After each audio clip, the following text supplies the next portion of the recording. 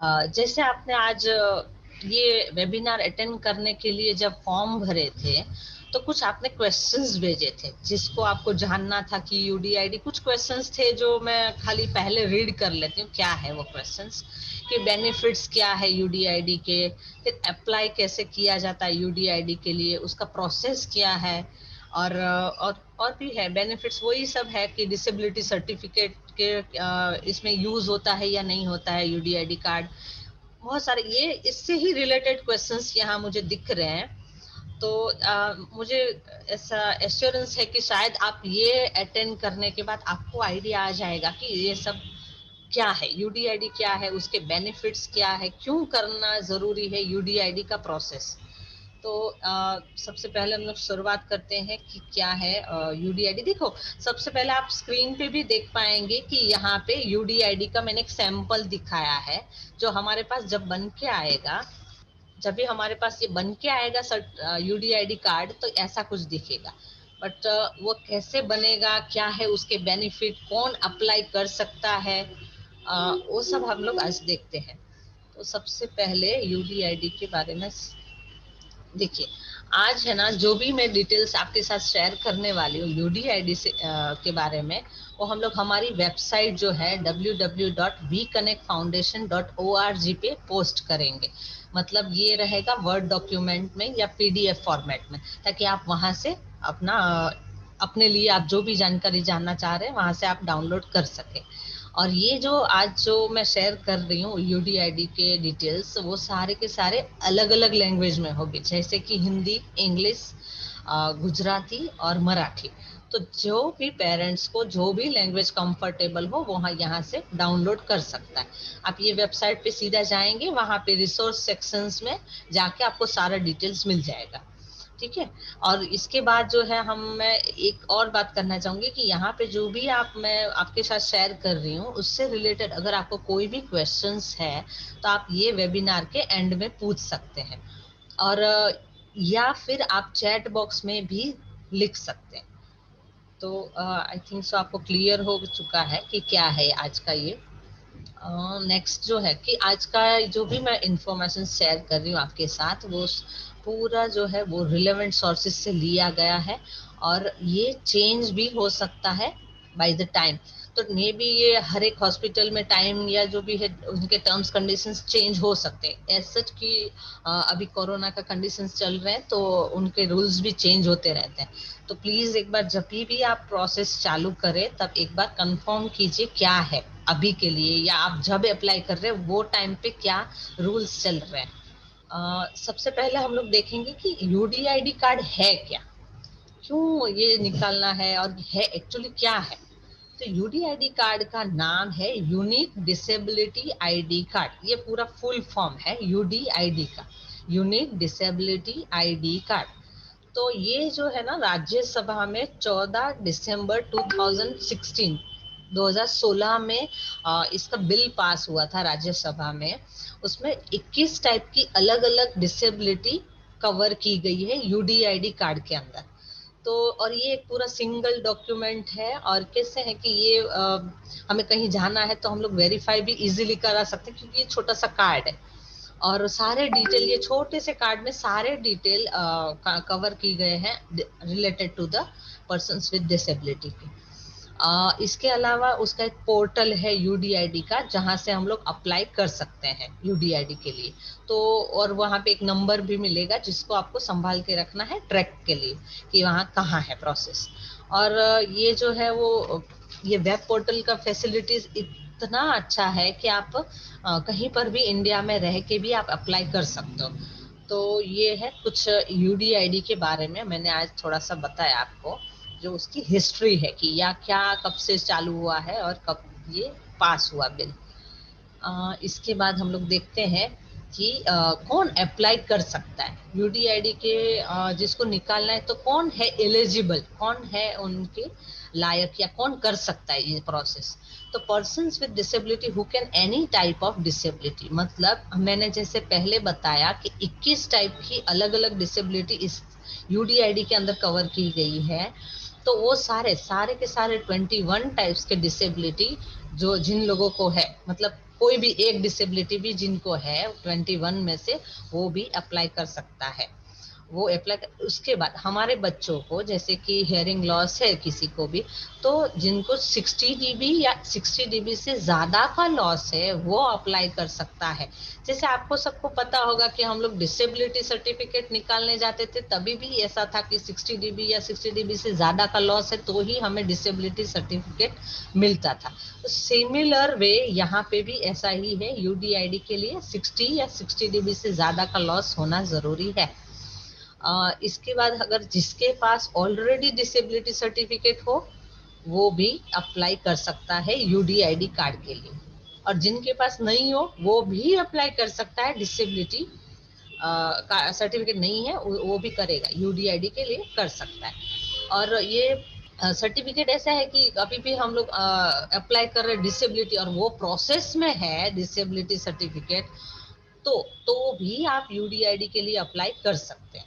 इसके अलावा जिसका टेम्पररी हो डिसेबिलिटी और डिसेबिलिटी सर्टिफिकेट, और ये टेम्पररी जो है उसमें कुछ प्रॉब्लम्स आ रही हैं, रीअसेसमेंट के लिए पूछ रहे हैं, बोल रहे हैं, तो आप यूडीआईडी के लिए तो भी आप अप्लाई कर सकते हैं। ठीक है। और ऐसा नहीं, अभी डिसेबिलिटी सर्टिफिकेट एक्चुअली जब भी आप अप्लाई करेंगे यूडीआईडी के लिए, तो साथ में आप डिसेबिलिटी के लिए अगर आप कर रहे हैं तो आपके जो पुराने वाला फॉर्मेट था डिसेबिलिटी का वो बदल चुका है। आज वो ये यूडीआईडी जैसा फॉर्मेट कुछ आ गया, यूडीआईडी का कार्ड है बट फॉर्मेट ये स्वावलंबन जो यहाँ आपको सिंबल दिख रहा है वैसा कुछ मैं आपको बाद में दिखाती हूँ कैसा दिखेगा वो नया वाला सर्टिफिकेट।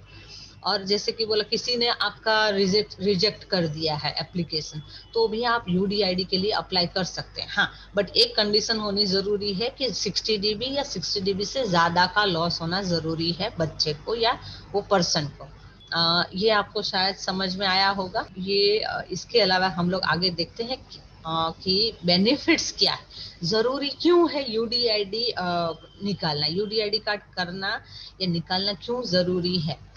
तो सबसे पहले देखते हैं कि यूडीआईडी के बेनिफिट्स क्या है। उसमें हम लोग जैसे मैंने बोला कि आप ऑनलाइन अप्लाई कर सकते हैं, उसका एक वेबसाइट में आपको बताऊंगी प्रोसेस में, कि प्रोसेस जब भी करते हैं हम लोग प्रोसीजर देखेंगे तभी कि कौन सा वेबसाइट पे आपको जाना है यूडीआईडी कार्ड के लिए।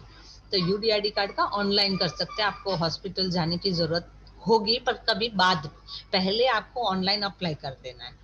तो जैसे पहले कैसा था कि बहुत कहीं और स्टेट में जाते हैं या कहीं कोई चीज, सपोज कोई और चीजों का कंसेशन चाहिए, मान लो कि आपको स्कूल में कंसेशन चाहिए, आपके बोर्ड, आप बच्चा बोर्ड में है तो बोर्ड में कंसेशन चाहिए कुछ एग्जाम में, या फिर आपको बस ट्रेन रेलवे या इनकम टैक्स में आपको कंसेशन चाहिए, तो क्या था हम लोग डिसेबिलिटी सर्टिफिकेट देते थे। बट अभी क्या होगा, हमें यूडीआईडी कार्ड सबमिट कर, उसका एक जेरोक्स या कॉपी हमें सबमिट करना रहता है। तो लेंथी डॉक्यूमेंट्स हमें लेके जाने की जरूरत नहीं है, खाली यूडीआईडी भी हम लोग सबमिट करेंगे तो पूरा डिटेल्स उसमें आ जाता है। तो ये यूडीआईडी कार्ड है वो एक्सेप्टेबल है पूरे ऑल ओवर इंडिया में। तो हमें ये जो स्टेट के जो बाउंड्रीज या ज्योग्राफिकल इश्यूज आ रहे थे कि ये स्टेट में है निकाला हुआ तो दूसरा स्टेट में नहीं चलेगा, वो सारे प्रोसेस अभी यहाँ पे नहीं करने पड़ेंगे यूडीआईडी अगर आपके पास है तो। अगर नहीं है तो आपको वापस अप्लाई करना जरूरी है। बट हाँ, एक स्टेट में अगर मान लीजिए आप सपोज बेंगलोर में है या दिल्ली में है और आपने निकाल लिया एक बार यूडीआईडी कार्ड, फिर आपका जॉब या ट्रांसफर कहीं और हो रहा है तो आपको वापस निकालने की जरूरत नहीं होगी यूडीआईडी कार्ड, क्योंकि एक बार निकाल चुके तो वो पूरे ऑल ओवर इंडिया में वैलिड होगा। ठीक है। इसके बाद है ना, ये कुछ डुप्लीकेट होने का भी चांस नहीं है, क्योंकि ये पूरा सेंट्रलाइज कंप्यूटर सिस्टम है कि गवर्नमेंट के जो वेबसाइट्स दिए हैं ये, जहाँ पे हम लोग यूडीआईडी अप्लाई करते हैं वो पूरा सेंट्रलाइज है, गवर्नमेंट के अंदर है ये चीजें। तो ये भी है, और कुछ भी अपग्रेड होता है ये यूडीआईडी के बारे में या कुछ रूल्स चेंज होते हैं तो पूरा अपग्रेड हमारा गवर्नमेंट में जो भी चेंजेस आ रहे हैं वो पूरा ऑटोमेटिक अपडेट हो जाता है, अपग्रेड हो जाता है। इसके अलावा आप जब भी यूडीआईडी कार्ड के लिए अप्लाई करें और आपका घर पे आया, बराबर है, फिर आप कंसेशंस के लिए कहीं जा रहे हैं, मान लीजिए आपको स्कूल में कंसेशंस चाहिए 10th में या बोर्ड में, ट्वेल्थ में, तो आपको कैसे पता चलेगा सामने वाले को कि ये बाबा ये बच्चे का कितना परसेंट लॉस है। तो देखिए यहाँ पे मैंने दिखाया है कि जब भी किसी पर्सन को 40% डिसेबिलिटी से कम डिसेबिलिटी हो, तो उनके यूडीआईडी कार्ड में साइड में, लेफ्ट साइड में व्हाइट कलर का स्ट्रिप रहेगा। जैसे मैंने स्टार्टिंग में दिखाया था मेरे वेबिनार के मेन पेज पे कि ब्लू कलर का स्ट्रिप था, तो उस वो इंडिकेट कर रहा है कि 80% उनको लॉस है, 80% से ज्यादा का। और अगर किसी बच्चे के या किसी पर्सन के यूडीआईडी कार्ड में साइड में येलो स्ट्रिप हो, तो सीधा सामने वाले को समझ में आ जाएगा कि इनको 40 to 80% का लॉस है, 40 से 80 के बीच का लॉस है। ठीक है, तो ये एक इजीली आइडेंटिफाई कर पाएंगे सामने वाले कि इनको कितने परसेंट लॉस है। यूडीआईडी कार्ड है ना, एक सिंगल डॉक्यूमेंट है, तो आपको दूसरे कोई और डॉक्यूमेंट्स लेके जाने की जरूरत नहीं है, ये दिखाने के लिए कि ये डिसेबल है, ये पर्सन को डिसेबिलिटी है, तो ये खाली सिंगल डॉक्यूमेंट है यूडीआईडी कार्ड के है। और ये सारे बेनिफिट्स जो है, और ऐसा नहीं है कि डिसेबिलिटी सर्टिफिकेट आपको है तो आप सारे कंसेशंस ले पाएंगे सब जगह। आपको अभी कंपलसरी हो चुका है कि यूडीआईडी कार्ड आपको सबमिट करना पड़ेगा, उनका कॉपी सबमिट करना पड़ेगा यूडीआईडी कार्ड का, तो ही आपको कंसेशंस मिल सकते हैं। तो ध्यान में रखें, अगर आपको कुछ स्कूल में या फिर कहीं स्कूल में एडमिशन लेना है, तो भी हम लोग ने लास्ट टाइम बोला था कि आरटीई थ्रू आप एडमिशन्स ले सकते हैं, मैंने फर्स्ट मेरे वेबिनार में बताया था। तो स्कूल में एडमिशन में भी आपको यूडीआईडी कार्ड दिखाना रहेगा, क्योंकि वो ही बताएगा कि ये पर्सन को डिसेबल है ये। तो यूडीआईडी का महत्व है, और डिसेबिलिटी सर्टिफिकेट तो है ही है, बट हाँ यूडीआईडी मेन है अभी। इसके अलावा हम लोग देखेंगे कि अगर हमें निकालना है यूडीआईडी कार्ड तो कौन से डॉक्यूमेंट्स चाहिए। ठीक है, तो जब भी हम लोग प्रोसेस स्टार्ट करें, तो मेरा सजेशन ये है कि आप है ना स्कैन करके रखो, ये जो मैं डॉक्यूमेंट्स दिखा रही हूँ ये सारे के सारे स्कैन करके अपने कंप्यूटर में सेव करके रखिए, ताकि जब आप ऑनलाइन फॉर्म भरे तब ये पूरा इजीली आप अपलोड कर पाए। तो ये उसमें सबसे पहले कलर फोटो होना चाहिए, जिस व्यक्ति का यूडीआईडी निकालना है उस व्यक्ति का एक कलर फोटो होना चाहिए, और वो स्कैन करके आपको पीसी में स्टोर करके रखना है। 15 KB to 30 KB के बीच में उसका साइज होना जरूरी है, अगर ज्यादा होगा तो आप अपलोड नहीं कर पाएंगे। इसके अलावा आपको, अगर बच्चा सिग्नेचर कर पा रहा है तो ठीक है, इनकेस नहीं होगा, बहुत छोटा है, तो आप थंब इम्प्रेशन लेके उस वो इमेज को स्कैन करके आप वो भी स्टोर कर ले, और उसका साइज भी 3 KB to 30 KB के बीच में होना चाहिए। इसके अलावा आपका एड्रेस प्रूफ, तो जनरली आधार कार्ड ही एक्सेप्टेबल है, बट हाँ मैंने ऑप्शन दिए हैं, पर जनरली आई थिंक सो अभी सबके पास आधार कार्ड आ चुका है, पहले के जमाने में नहीं था तब ये ऑप्शंस दिए के रखे थे, बट अभी आधार कार्ड एड्रेस प्रूफ में लिया जाता है। तो 10 KB to 100 KB के बीच में उसका साइज होना चाहिए स्कैन कॉपी का। और इसके बाद आइडेंटिटी प्रूफ में भी आधार कार्ड चल जाता है, तो आधार कार्ड दोनों जगह पे हम लोग अपलोड कर सकते हैं, और उसका भी सेम साइज है 10 KB to 100 KB के बीच में। और इसके अलावा अगर किसी पेरेंट्स के पास डिसेबिलिटी सर्टिफिकेट है पहले का, तो आप अपलोड कर सकते हैं, बट इनकेस किसी भी पेरेंट्स को ऐसा है कि नहीं है बाबा, फर्स्ट टाइम अप्लाई कर रहे हैं, हमारे पास डिसेबिलिटी सर्टिफिकेट पहले का नहीं है, तो वो उनको ये कॉपी तो ऑब्वियसली नहीं होगी, तो चलेगा, आप जब भी फॉर्म भर, ये मैंडेटरी नहीं है, जिसके पास है वो जोड़ सकता है, बट जिसके पास नहीं है वो, उनका कोई इम्पोर्टेंस नहीं है कि आपको कंपलसरी ये अपलोड करना है। तो ये जो सारे ऊपर के थे वो कंपलसरी है, नीचे का जो लास्ट है वो कंपलसरी नहीं है। अच्छा, अभी हम लोग सबसे पहले एक काम करते हैं कि हम लोग देखते हैं कि प्रोसेस क्या है इसका। हम लोग यूडीआईडी अगर मुझे निकालना है या किसी पेरेंट्स को निकालना है तो क्या करेंगे। ये तो सारे डॉक्यूमेंट्स हमने रख लिए, स्कैन करके पीसी में स्टोर कर लिए, ठीक है। उसके बाद हम लोग जाएंगे ये वेबसाइट ऊपर, देखिए क्या है, www.swavlambancard.gov.in, ये वेबसाइट पे आपको जाना है, ठीक है।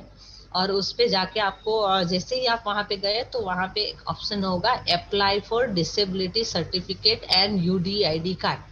तो अगर मान लीजिए आपके पास डिसेबिलिटी सर्टिफिकेट पहले से है, ठीक है। और मे भी वो मान लीजिए दो केस है, उसमें एक एक के पास परमानेंट है, एक के पास टेम्पररी है, तो फिर भी आप दोनों के दोनों जो केस है, दोनों को के लिए भी ये डिसेबिलिटी वापस निकालना जरूरी है। क्यों? क्योंकि अभी मैंने जैसे बोला फॉर्मेट चेंज हो चुका है। देखिए मैं साथ में आपको दिखा भी देती हूँ कैसा दिखता है। देखिए ये ऐसा कुछ है। तो पहले है ना आप सबके पास ऐसा टाइप का कुछ था, है ना। सब जो पहले निकालते थे हम लोग हॉस्पिटल जाके, तो ऐसा कुछ दिखता था। बट जब भी हम लोग यूडीआईडी वाले जो स्वावलंबन वेबसाइट पे जाके हम लोग डिसेबिलिटी के लिए अप्लाई करेंगे ना, तो ऐसा कुछ फॉर्मेट दिखेगा। थोड़ा सा फॉर्मेट चेंज हुआ है यहाँ पे। और ये मेरा डिसेबिलिटी यूडीआईडी कार्ड का एक सैंपल दिखाया है। देखो यहाँ पे स्ट्रिप है, ये जो ब्लू कलर है ना वो स्ट्रिप है, फिर यहाँ पे येलो होता है, किसी को ये व्हाइट कलर का आएगा, तो उस हिसाब से हमें समझ में आएगा कि कितना परसेंट डिसेबिलिटी है। तो ये नया फॉर्मेट है। तो जिनके पास ऑलरेडी डिसेबिलिटी सर्टिफिकेट है वो भी अप्लाई करेगा इसके लिए। यूडीआईडी का जब भी हम लोग करते हैं तो आप डिसेबिलिटी नया फॉर्मेट ले लीजिए, तो उसके लिए भी आपको अप्लाई करना पड़ेगा। अच्छा, फिर इसके बाद हम लोग जाएंगे पर्सनल डिटेल्स पे। जैसे ही आपने ये क्लिक करा, ये वाला पार्ट जैसे यहाँ लिखा होगा वहां पे, तो एक पूरा एक नया स्क्रीन ओपन होगा, उसमें टैब्स रहेंगे। तो सबसे ऊपर पर्सनल डिटेल का टैब है, उसके अंदर आपको क्या करना है, जहाँ पे ऐसे एस्ट्रिक्स मार्क दिखे, मतलब ऐसा स्टार जैसा, वो सारे डिटेल भरने कंपलसरी है। और अगर वो उनमें से कुछ भी आपने नहीं भरा या छूट गया है, तो आपका फॉर्म सबमिट जब आप दबाएंगे तो नहीं होगा सबमिट।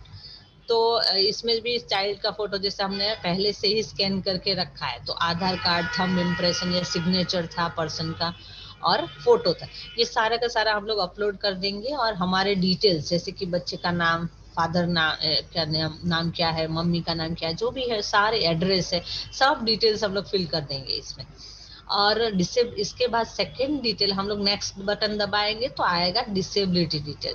देखिए अभी डिसेबिलिटी डिटेल्स में हम लोग अपलोड करते हैं डिसेबिलिटी सर्टिफिकेट, ठीक है। तो जिनके पास नहीं है, मैंने जैसे बोला आपको जरूरी नहीं है कि आपके पास हो, और हो तो आपको अपलोड करना है, बट नहीं है तो लेट इट भी, नहीं करेंगे चलेगा। पर डिटेल्स सारे भरने जरूरी है। उसमें है ना डिटेल्स पूछते हैं कि कहाँ कौन सी डिसेबिलिटी है, कौन से पार्ट में है, कौन सी साइड है, जो भी डिसेबिलिटी आपको सारे क्वेश्चंस है वो सब आपको फिल करने हैं, उनके आंसर्स। इसके बाद एम्प्लॉयमेंट डिटेल्स है, तो जहाँ पे अगर आप कोई ऐसा पर्सन है जो ऑलरेडी जॉब कर रहा है ना, जिनका निकालना है यूडीआईडी कार्ड, तो उनके अपना एम्प्लॉयमेंट डिटेल्स आएंगे। बट बच्चे के लिए कर रहे हैं तो ऑब्वियसली बच्चे का कुछ भी डिटेल्स नहीं आएगा यहाँ पे।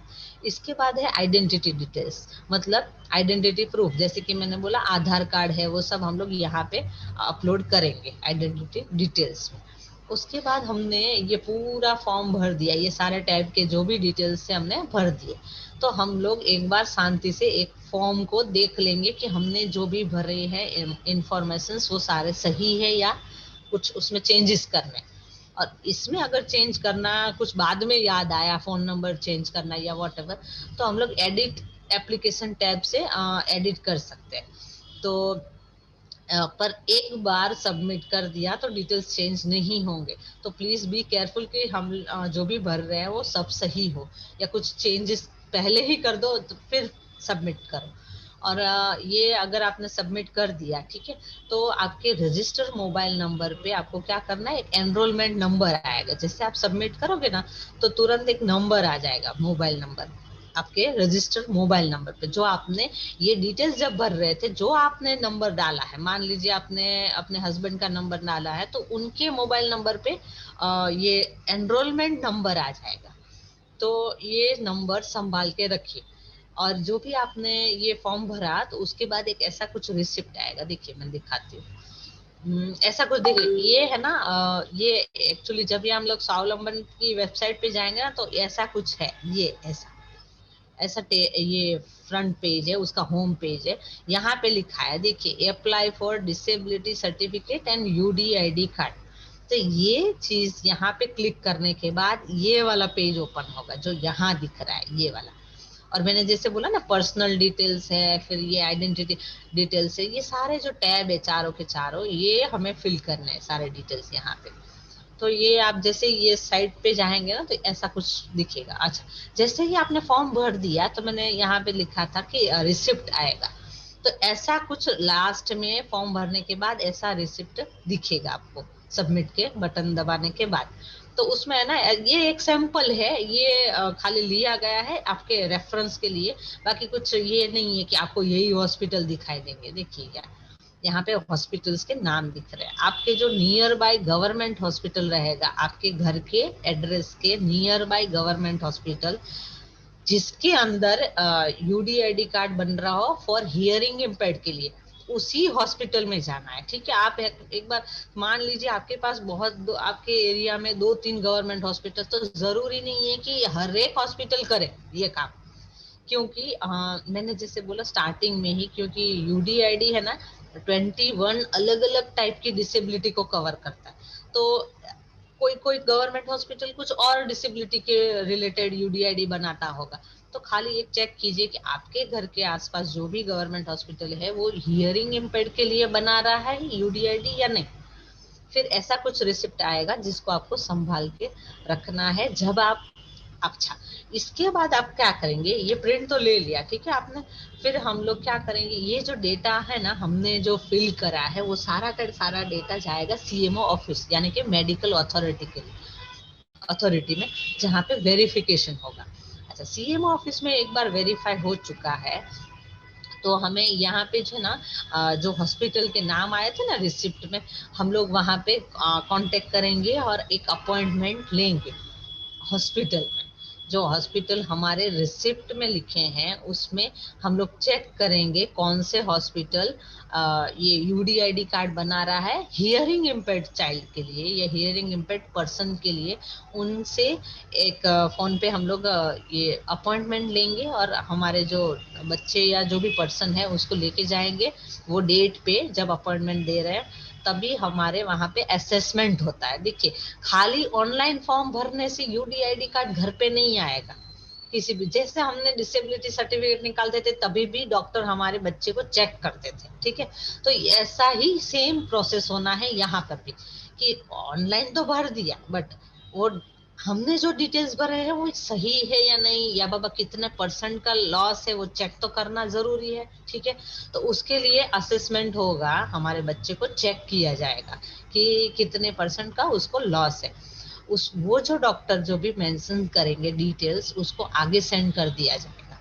और स्पेशल डॉक्टर एक बार चेक कर दिए तो सारे जो डिटेल्स जो डॉक्टर ने हमें बताए जितने परसेंट डिसेबिलिटी, वो सीएमओ ऑफिस में ये मेडिकल बोर्ड में रिव्यू होगा, ये चेक किया जाएगा। उनके जो डॉक्टर्स जो रिपोर्ट बना के दे रहे हैं वो एक कॉपी उधर भी सेंड होगी मेडिकल बोर्ड में। और वो सीएमओ ऑफिस क्या करेगा, डिसेबिलिटी सर्टिफिकेट बनाएगा और यूडीआईडी कार्ड बनाएगा। तो अभी जनरेट होने में टाइम लग रहा है क्योंकि सब पेरेंट्स अप्लाई कर रहे हैं और कोरोना की वजह से थोड़ा सा प्रोसेस स्लो चल रहा है। तो सबको ऐसा है कि बाबा हमने अप्लाई किया अभी तक नहीं आया, तो उसका रीजन एक ये भी है। और है ना, जैसे ही हमारा कार्ड रेडी हो जाएगा ना, तो हमने जब ये डिटेल्स भरे थे तब मोबाइल नंबर दिया था, ठीक है। उसके ऊपर मैसेज आएगा एक कि आपका कार्ड बन के हो चुका है, अब उसका सॉफ्ट कॉपी आप निकाल सकते हैं। तो सॉफ्ट कॉपी भी आपको ये ही वेबसाइट swavlambancard.gov.in पे ही जाके सॉफ्ट कॉपी निकाल लेनी है, उसका एक प्रिंट निकाल लेना है। और हार्ड कॉपी आपको पोस्ट से आती है। पहले ऐसा था बट हाँ, ये सिचुएशन मैंने स्टार्टिंग में ही बोला है कि ये सिचुएशन चेंज होते रहते हैं। तो प्लीज आप एक बार चेक कर लीजिए कि ये पोस्ट सपोज नहीं आया या बहुत टाइम लग गया है, तो आप अपने हॉस्पिटल जहाँ पे आपने अपने बच्चे का असेसमेंट करवाया था या प्रोसेस करते टाइम पे, तो वो हॉस्पिटल में एक बार कंफर्म कीजिए कि क्या है, वहां आ तो नहीं चुका ना। अभी ऐसे मुझे सुनने में, क्योंकि बहुत सारे स्टेट्स में ऐसे भी हो रहा है कि डिसेबिलिटी सर्टिफिकेट बन तो जाता है पर कहाँ भेज रहे हैं, जहाँ पे हमने अपने बच्चे का असेसमेंट कराया हो वहां पे भेज रहे हैं। तो हम लोग राह देख के बैठते हैं कि अभी तक घर पे क्यों नहीं आया है। तो एक बार हॉस्पिटल में भी चेक कर सकते हैं आप कि वहां तो नहीं पहुंच चुका है ना, क्योंकि ये सब सिचुएशन की वजह से डायरेक्ट वो सेंटर्स पे भेज रहे हैं। उसके रीजन ये है कि ये कोरोना का सिचुएशन है ना, तो आप थोड़ा सा चेक कर लीजिए कि क्या है। और एक चीज है कि जैसे मैंने स्टार्टिंग में बोला एनरोलमेंट नंबर, तो वो एनरोलमेंट नंबर ही आपको जब भी सॉफ्ट कॉपी निकलना रहेगा तो आपको वापस ये वेबसाइट पे जाएंगे तो पूछेगा कि आपका एनरोलमेंट नंबर क्या है। जैसे ही आप नंबर डालेंगे आपका डिटेल्स आ जाएगा, ठीक है, तो वहां आपको सॉफ्ट कॉपी मिल जाएगा। तो एनरोलमेंट नंबर है ना, कभी घूम ना जाए या मिसप्लेस ना हो जाए, तो थोड़ा सा ध्यान रखिए, वो संभाल के रखिए। और एक बार अप्लाई कर दिया और कुछ चेंजेस करने हैं तो फिर नहीं हो पाएंगे, तो थोड़ा सा केयरफुल रहेंगे ये सब चीजों में। इसके अलावा मैं देखिए, अच्छा, एनरोलमेंट नंबर अभी आपका नहीं आया है, यूडीआईडी कार्ड, और आपको पता नहीं है कि कहाँ तक पहुंचा है प्रोसेस, तो आप एनरोलमेंट नंबर का यूज करके आप ट्रैक भी कर सकते हैं। कहाँ पे आप एनरोलमेंट नंबर डालेंगे, जहाँ पे ये वेबसाइट है वहां जाएंगे और ट्रैकिंग कर सकते हैं आप कि हमारा प्रोसेस कहाँ तक पहुंचा है, ठीक है। उसके बाद अगर देखिए, ये तो मैंने दिखा दिया कि ये कैसा दिखता है होम पेज, और फिर ये यहाँ पे क्लिक करने के बाद ये ऐसा कुछ दिखेगा। अच्छा, ट्रैक करने के लिए देखिए यहाँ पे ऑप्शन दिया है ट्रैक योर एप्लीकेशन स्टेटस। तो यहाँ पे हम लोग एप्लीकेशन का स्टेटस क्या है वो ऐसे देख सकते हैं। ये रिसिप्ट भी मैंने आपको दिखा दिया कि कैसा ये जब भी हम लोग फॉर्म फिल कर देते हैं तब ये कैसा रिसिप्ट आएगा। यहाँ पे कुछ दो हॉस्पिटल दिख रहे हैं, ये एक्चुअली मुंबई का है, बट आप बेंगलोर में है तो आपका वहाँ का नियर बाय हॉस्पिटल का नाम लिखा रहेगा, और इनकेस आप दिल्ली में है तो आपको वहाँ का नाम रख यहाँ पे रखेंगे।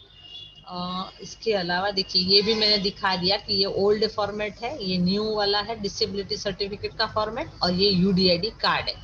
हाँ, यूडीआईडी कार्ड में एक चीज ये भी है, देखिए यहाँ पे ये दिख रहा है परमानेंट है, तो ये जो पर्सन है इसका परमानेंट लिखा हुआ है, मतलब जिसका परमानेंट यूडीआईडी कार्ड होगा उसका कैपिटल पी लिख के आएगा, और टेम्पररी अगर जिसका निकलेगा उनको कैपिटल टी लिख के आएगा। तो अगर टी लिख के आ रहा है तो आपको आफ्टर 5 इयर्स वापस एप्लीकेशन करनी है, वापस पूरी प्रोसेस करनी है, असेसमेंट करना है, फॉर्म फिल करना है, पूरा प्रोसेस वापस करना पड़ेगा आफ्टर 5 इयर्स। देखो कैसे। और एक चीज है ये लास्ट में, रिन्यूअल प्रोसेस क्या है, देखिए 5 इयर्स तो हो चुका है। अगर मान लो मुझे वापस अप्लाई करना है तो क्या करना है, यूडीआईडी पोर्टल पे जाएंगे, होम पेज पे जाएंगे, डिसेबिलिटी सर्टिफिकेट और यूडीआईडी कार्ड के रिन्यूअल टैब पे हम लोग क्लिक करेंगे, जैसे हमने स्टार्टिंग में किया था वैसा नहीं है, बट यहाँ पे ये टैब पे क्लिक करना है, रिन्यूअल टैब पे, क्योंकि हमें रिन्यू करवाना है वापस, सेकेंड टाइम हमें उसका वैलिडिटी एक्सटेंड करना है। तो ये है, हम लोग पूरा डिटेल भर देंगे और फिर क्या करना है, पूरा असेसमेंट, जैसे डॉक्टर के पास गए थे वापस चेकिंग किए, वापस यूडीआईडी कार्ड नया बन के आ जाएगा। तो डिटेल सेम होंगे, हमारे यूडीआईडी नंबर भी सेम होंगे, खाली हमारा ये वैलिडिटी जो 5 इयर्स खत्म हो चुका था तो एक्सटेंड होगा, आगे जाएगा। अच्छा, किसी का लॉस्ट हो चुका है, एक तो यूडीआईडी कार्ड तो आ चुका और घूम गया, तो क्या करना है, हम लोग को क्या करेंगे, लॉस्ट फॉर यूडीआईडी का ऑप्शन है यूडीआईडी पोर्टल में, तो आप वहां पे जाके पूरे डिटेल्स भर दीजिए। तभी भी आप डिटेल्स ये भर रहे हैं तभी भी ये पूछेंगे आपका एनरोलमेंट नंबर क्या था लास्ट टाइम, आपका यूडीआईडी नंबर क्या था। तो आप यूडीआईडी नंबर जो भी, अगर यूडीआईडी खो चुका है तो शायद आपके पास कॉपी पड़ा होगा, उसका सॉफ्ट कॉपी हो या फिर कुछ आपने जेरोक्स वगैरह निकाला हो, तो वहां से आप यूडीआईडी नंबर देख लेना। यूडीआईडी नंबर है ना, यहाँ मांगते हैं, जब घूम जाता है ना तो वापस हम लोग अप्लाई करते हैं तो यहाँ पे मांगता है कि आपका पुराना यूडीआईडी नंबर क्या था। तो और अभी तक किसी ने मुझे ये भी बोला है कि अभी तक नहीं आया, तो उनके केस में भी यही है, जैसे मैंने जब भी प्रोसीजर समझा रहे थे तभी बताया कि हॉस्पिटल पे भेजा जा रहा है, तो आप हॉस्पिटल में इंक्वायरी कर सकते हैं कि आया है या नहीं आया है और क्या है अभी का स्टेटस, ठीक है। और आज मैंने जो भी यूडीआईडी से रिलेटेड जो भी इंफॉर्मेशन आपके साथ शेयर की है वो स्वावलंबन card.gov.in से मैंने ली गई है थोड़ी इंफॉर्मेशन, और बाकी के relevant medical authority of UDID card department से ली है। अगर यहाँ पे कुछ चेंजेस आ सकते हैं क्योंकि ये सब चेंज होते रह रहा है अभी, तो प्लीज एक बार कंफर्म कर लीजिए। और मेरी कंसेशंस एंड बेनिफिट्स टीम को थैंक यू कि हम लोग ने आपके साथ ये सब चीजें शेयर की। अच्छा, अभी जो भी आपको कोई भी क्वेश्चंस हो कि आपको क्या है, कैसे करना है, या कुछ भी क्वेश्चंस जो मैंने समझा है उसमें ना समझ में आया हो, या कुछ और भी क्वेश्चंस हो, तो आप पूछ सकते हैं हमें। हाँ, मैंने मेरी डॉटर के लिए यूडीआईडी कार्ड के लिए ऑनलाइन अप्लाई किया था साइट पे जाकर, और उसका एनरोलमेंट नंबर वगैरह मेरे पास अभी तक सेव है। पर because of corona I was not able to go and make her, मतलब मैंने एनरोल किया, उसके बाद ही कोरोना ऐसे आ गया था, तो उसकी वजह से मैं उसको हॉस्पिटल ले जाना प्रेफर नहीं किया। तो वो प्रोसीजर अभी मेरा हुआ नहीं, तो मुझे वापस रजिस्टर करना पड़ेगा, या मैं जब थोड़े दिन बाद जब वापस जब कार्ड के लिए अप्लाई करना चाहोगी तो उसी को एनरोलमेंट नंबर के साथ जा सकती हूँ?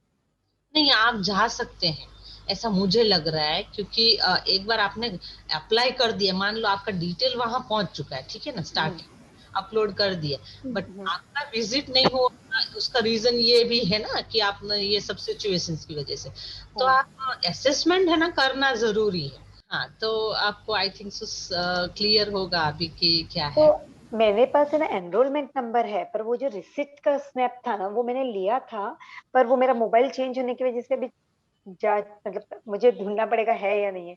तो मुझे वापस अपने साइट पे से वो रिसिप्ट मिल सकती है क्या?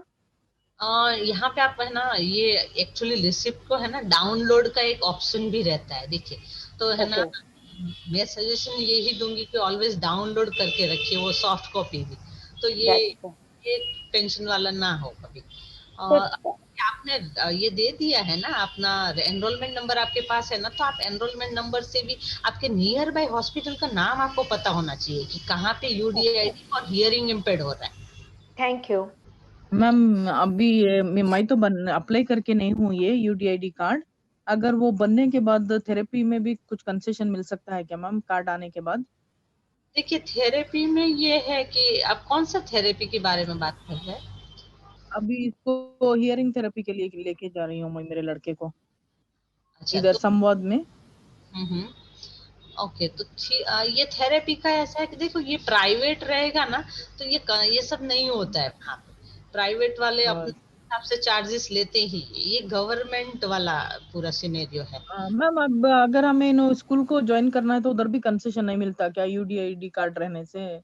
नहीं नहीं, स्कूल में जैसे है ना, मैंने स्टार्टिंग में बोला था, देखिए, हमने है ना एक वेबिनार सबसे फर्स्ट रखा था, आरटी, राइट्स टू एजुकेशन, है ना, तो राइट टू एजुकेशन एक्ट के तहत अगर आप एडमिशन लेना चाह रहे हैं अपने बच्चे का स्कूल में, तो आरटी में जो भी जितने आरटी के वेबसाइट में जितने स्कूल मेंशन किए गए हैं आपके एरिया के, उसमें आपके बच्चे को मिल सकता है एडमिशन। तो अच्छा। उसके लिए भी अगर आरटी थ्रू आपको स्कूल जाना है, एडमिशन लेना है, तो भी आपको यूडीआईडी कार्ड चाहिए। मैम अभी इसको तो 10 इयर्स हो रहे हैं ना, अभी आरटी में मिल सकता है क्या? एज बड़ी हो गई ना 10 इयर्स। नहीं, अभी के लिए आप मतलब जा रहे हैं कहीं स्कूल में। अभी स्कूल में तो नहीं जा रहा, यूरो किड्स में डाल के थी मैं इसको, फिर ये कोविड की वजह से यूकेजी तो पूरा कंप्लीट किया, उसके बाद कहीं भी एडमिशन नहीं ली मैं हाँ, तो ऐसे। उसमें है ना, आरटी में हमारे बच्चों के लिए कुछ एज के रिलैक्सेशंस भी है, तो हाँ इसी। डिटेल्स अगर आपको जानने हैं ना, तो हमारी वेबसाइट्स पे जाके आप देख सकते हैं, मैंने वो सब डिटेल्स उसमें डाले हैं कि क्या है रिलैक्सेशंस, कितना टाइम का मिलता है हमारे बच्चों को, तो हमारा वेबसाइट है, उस पे जाके आप देख सकते हैं, आरटी में जो डॉक्यूमेंट्स हमने अपलोड किए ना वहाँ पे। Ma'am, what will be the rights given to the hearing impaired kids in education for 8, 9, 10? हाँ, ये क्वेश्चंस जो है 8, 9, 10 या मे बी 11, 12 है ना, तो इसके लिए भी ये है कि हम लोग जो हमारा नेक्स्ट टू नेक्स्ट 2 वेबिनार्स आने वाले हैं, एक वेबिनार हमारा इसके ऊपर ही है, पूरे बोर्ड्स के ऊपर, तो क्या है 8, 9 में रिलैक्सेशंस कितना है, क्या क्या कंसेशंस है, और क्या डॉक्यूमेंट्स चाहिए, क्या प्रोसेस करना है, तो हाँ, प्लीज। और क्या होता है ना, कई बार लास्ट मोमेंट पे जब पेरेंट्स करते हैं नाइन्थ में जाकर, तो स्कूल और बोर्ड उसको एक्सेप्ट नहीं करते हैं। तो वो भी मतलब कब करना चाहिए, what is the right time? And everywhere भी when we search on the Google we don't get, मतलब थोड़ा थोड़ा सब जगह से मिलता है। तो कौन सा सही है या कितना फॉलो करना चाहिए समझ में नहीं आता। तो अगर आप लोग इसके ऊपर एक वेबिनार ले सके तो बहुत अच्छा है कि at what age it has to be applied, when and for which code, what all we can get facilities. जैसे अभी हमारा है ना नेक्स्ट वेबिनार आ रहा है ट्रांसपोर्ट और इनकम टैक्स के ऊपर। मतलब ट्रांसपोर्ट में अगर आपको ये चाहिए कंसेशंस तो क्या है, और आईटी इनकम टैक्स में भी क्या फैसिलिटीज है हमारे बच्चों में ये है, तो फिर हम लोग कितना कंसेशंस वहां मिल सकता है इनकम टैक्स में। और उसके बाद हम लोग ये बोर्ड्स लेके आ रहे हैं। तो ये सीरीज आप प्लीज ज्वाइन करना उस दिन भी, ताकि आपको सब इंफॉर्मेशन मिल पाए उस दिन का भी। Ma'am, my kid got cochlear implant is done already, so still that UDID is eligible or not? Cochlear implant जो बच्चे हैं उनके लिए भी यूडीआईडी निकाल सकते हैं हम लोग, क्योंकि अल्टीमेटली उनको विदाउट ये जो मशीन है वो नहीं सुनाई देगा ना, तो हम लोग निकाल सकते हैं उसका भी। Okay, okay. One more last question, ma'am. If I apply for UDID, automatically my application for the new disability card will be done, or I have to separately do it again? Because I already have my daughter's disability certificate, permanent disability certificate, but it is the old one as you showed in the screen share.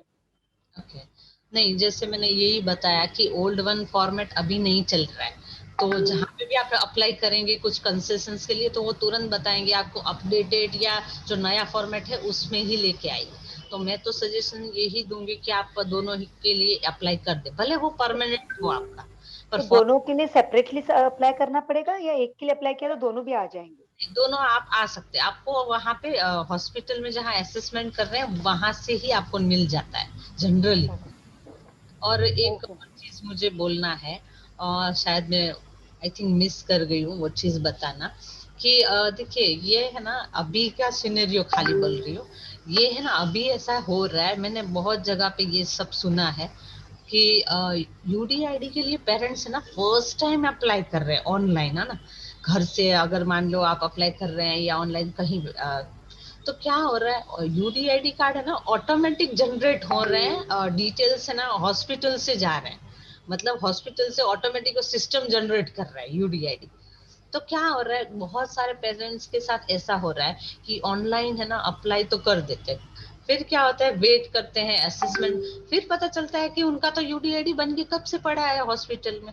तो ये है कि automatic generate अगर हो चुका है, आप है ना अपना जहां से आपने डिसेबिलिटी सर्टिफिकेट निकाला है वो वाले हॉस्पिटल में जाके आप देखिए कि आपका है ना ऑटोमेटिक तो जनरेट नहीं हो चुका है ना यूडीआईडी। और ऑटोमेटिक जनरेट वाले केस में क्या हो रहा है, कुछ भी डिटेल्स नहीं आ रहा है बच्चे से रिलेटेड, कुछ भी डिटेल्स नहीं हो, और डिटेल्स कुछ है ना तो वो भी मे बी इनकरेक्ट भी हो, आपके जो प्रेजेंट कंडीशन से है उससे मैच ना करे। तो ये है ना आपको कैसा करना है कि सपोज आप में से जिसको फर्स्ट टाइम अप्लाई करना है, तो मेरा सजेशन ये है कि आप हॉस्पिटल में चेक कर लीजिए कि ऑटोमेटिक जनरेट होके नहीं हो आ गया ना उधर। तो फिर क्या हो रहा है, अगर आप अप्लाई कर रहे हैं वेट कर नहीं आ रहा है, उसका रीजन एक ये भी है कि ऑटोमेटिक ऑलरेडी जनरेट होके हॉस्पिटल में पड़ा है और उसमें डिटेल्स भी कुछ मिसिंग है या कुछ इनकरेक्ट है, ठीक है। तो उस केस में जिस केस में ये हो रहा है उनको क्या करना है कि उसको वापस सबमिट करना पड़ेगा वो डिसेबिलिटी, अरे सॉरी यूडीआईडी कार्ड, क्योंकि आपको री अप्लाई करना है, क्योंकि कार्ड आ चुका है, कार्ड में सब डिटेल्स होना जरूरी है बच्चे से रिलेटेड, पर वो सारे डिटेल्स रॉन्ग है या कुछ और ही डेटा दिखा रहा है, तो बेटर है आपको वापस अप्लाई करिए, पर पहले उसको सबमिट करना पड़ेगा। जैसे आपने सबमिट अगर नहीं कर रहे हैं ओल्ड वाला यूडीआईडी तो वापस नहीं बनेगा सेकेंड टाइम, तो सबसे पहले आपको सबमिट करना पड़ेगा वो वाला ओल्ड वाला जो बन के आया और पड़ा है और जिसमें डिटेल्स भी सारे रॉन्ग है। मैम, इसका मतलब ये है कि अगर इज बेटर कि हम लोग ये कोविड सिचुएशन खत्म होने के बाद ही अप्लाई करें तो ज्यादा फायदेमंद रहेगा, तो ये सब इश्यूज नहीं क्रिएट हो गए? इश्यूज में देखिए क्या है, कुछ तो गड़बड़ है या नहीं बोल सकते, बट सिस्टम ने जनरेट कर चुके हैं, सिस्टम अपने आप जनरेट कर रहा है, क्या हो रहा है उनको पता है, बट हाँ बहुत सारे पेरेंट्स के साथ ये हो चुका है। तो मेरे केस में जैसे मेरे केस में मैंने ऑलरेडी अप्लाई किया, मेरे पास एक्नॉलेजमेंट नंबर स्लिप है, पर वो मुझे अभी, मैं हॉस्पिटल में नहीं गई तो मुझे अभी वहां से कुछ इंटीमेशन आएगा, या फिर अभी जाकर पहले कर मेरा step, next step is from my side to go and do the test? हाँ, ये यही है कि हमें ही जाना पड़ता है क्योंकि वो इन्फॉर्म नहीं कर पा रहे हैं, क्योंकि उनको उसमें है ना, मैंने वही बोला आपको, देखिए एक ऐसे बहुत केस में मैंने देखा है कि इवन एड्रेस भी रॉन्ग होते हैं, तो डॉक्टर को कैसे पता चलेगा, या हॉस्पिटल को समझ में ही नहीं आएगा ना कि ये कहाँ का है। तो जो ढूंढते ढूंढते उधर जाएगा ना, तब जाके पता चलेगा कि बाबा मेरा तो यहाँ पड़ा हुआ है, इसीलिए मेरा कुछ आगे का आ ही नहीं रहा है जो मैंने बहुत पहले अप्लाई किया था, क्योंकि ऑलरेडी सिस्टम ने जनरेट कर दिया है।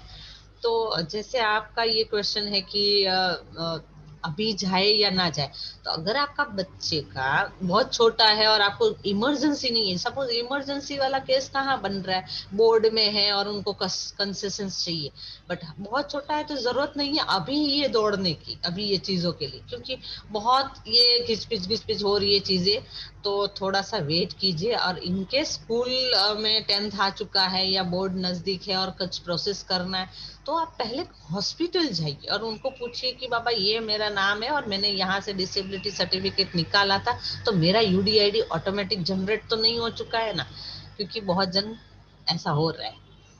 Thank you. वेलकम। और कुछ क्वेश्चंस नहीं है तो आज का वेबिनार हम लोग एंड कर सकते हैं।